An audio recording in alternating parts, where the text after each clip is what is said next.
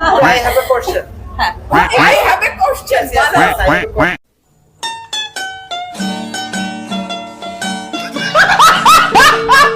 ইংরেজি যেমন তেমন আত্মবিশ্বাস কিন্তু স্ট্রং।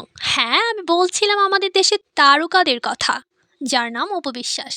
আপনি কি ভেবেছেন আমাদের দেশের তারকাদের মধ্যে আত্মবিশ্বাসের অভাব? না, সেটা ভাবাও পাপ।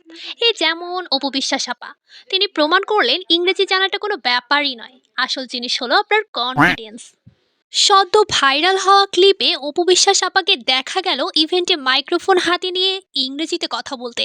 এখন প্রশ্ন উঠেছে, ইংরেজি কোথায় ছিল? থাক বা না থাক, আত্মবিশ্বাস কিন্তু 100% ছিল। মাইক্রোফোন হাতে নিয়ে তার বক্তব্যটা এমন ছিল, I am very goodly happy to be here with all you. একটা সময় ছিল যখন আমরা স্কুলে ইংরেজি শেখার জন্য বাংলা টু ইংলিশ ডিকশনারি খুলতাম, আর এখন আমরা অপু আপার নতুন ইংলিশ স্পোকেন কোর্স ফলো করব।